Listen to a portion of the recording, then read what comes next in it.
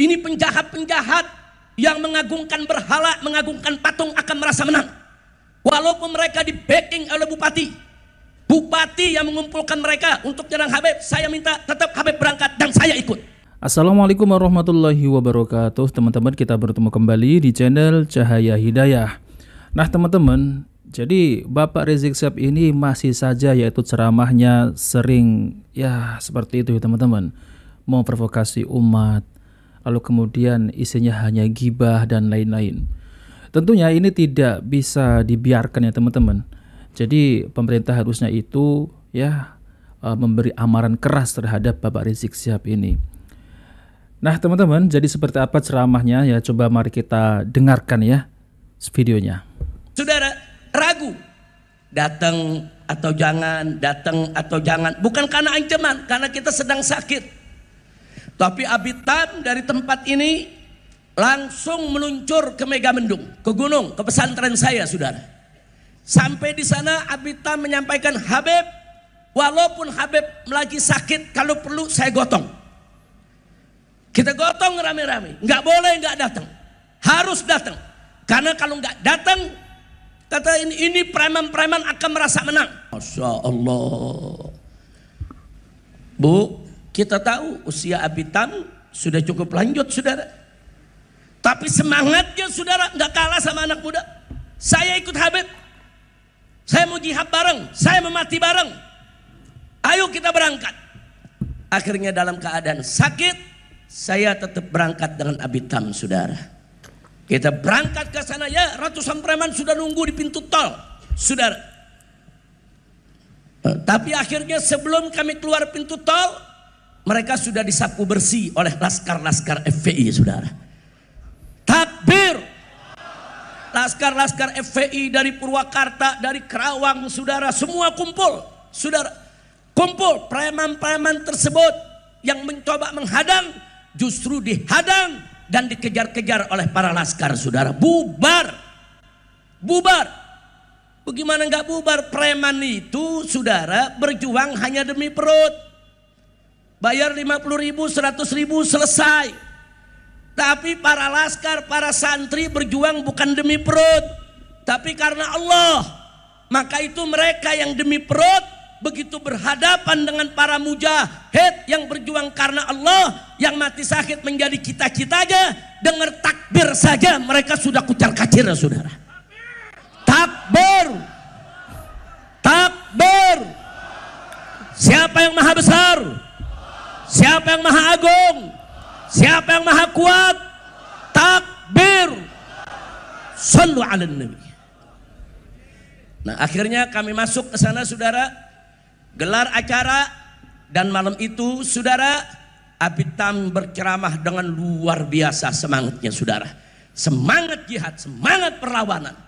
Dan akhirnya Allah berikan kemenangan kepada kita, saudara.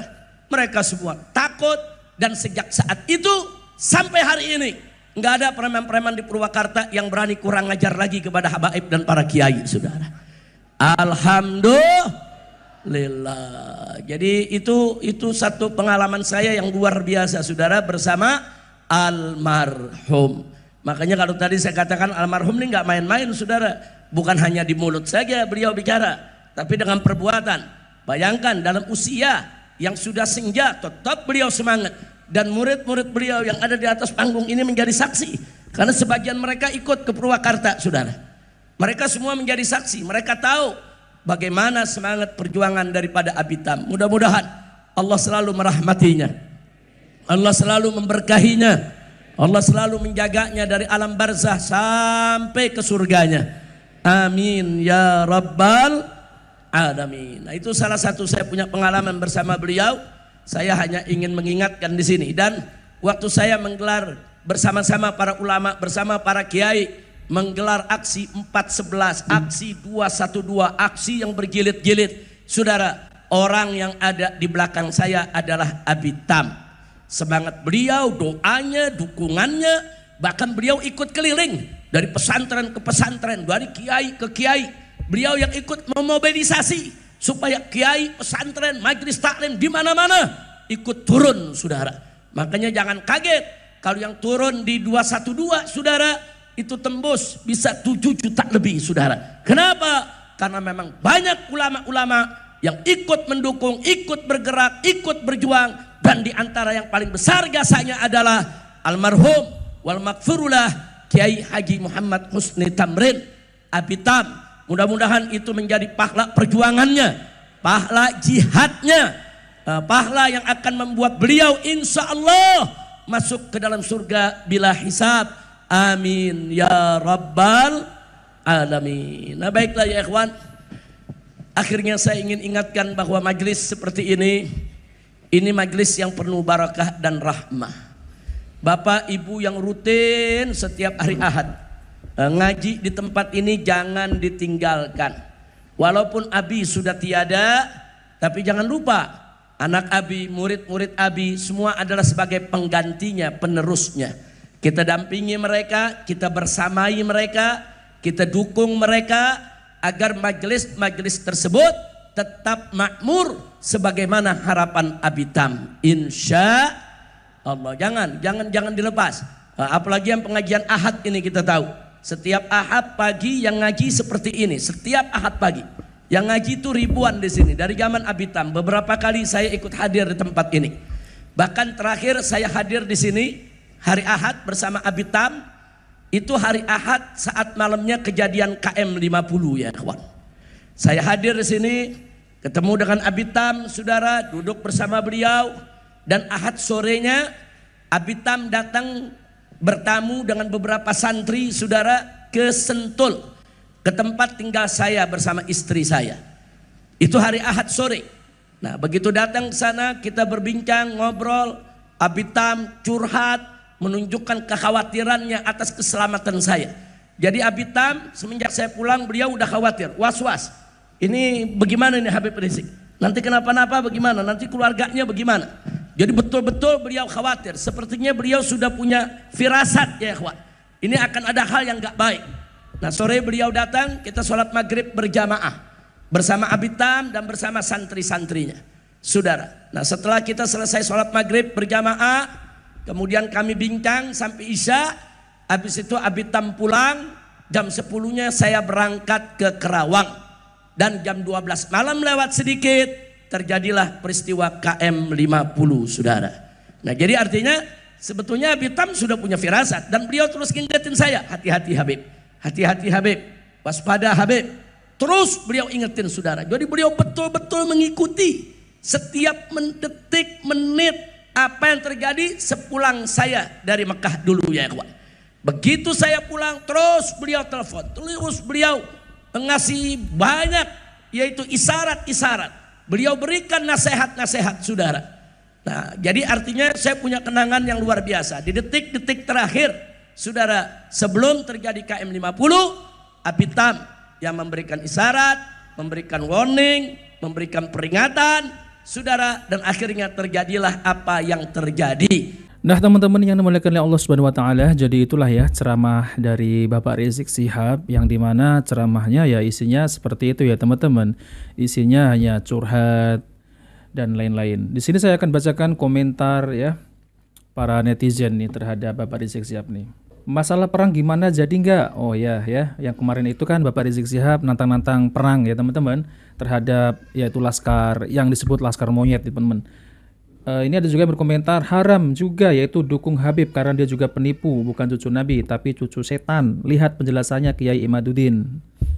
Ya Kiai Imaduddin ya sudah membongkar semua bahwasanya Habib Alawi ini adalah bukan zuriat Nabi Shallallahu Alaihi Wasallam, yaitu dalam kitab sejarah, kitab sezaman ya. Lalu kemudian tes DNA, filolog. Nah itu sudah cukup untuk membuktikan bahwasanya mereka itu tidak memiliki bukti. Yang terakhir tes DNA mereka tidak mampu ya. Tidak mampu membuktikan bahwasanya mereka itu adalah zuriat Nabi Shallallahu Alaihi Wasallam. Nah seperti itu ya, DNA-nya adalah DNA plat G teman-teman ya. Kalau Rasulullah kan J1. Nah katanya ngaji malah ngomongin orang, mana ngajak ngajinya? Ya ngajinya seperti itu teman-teman.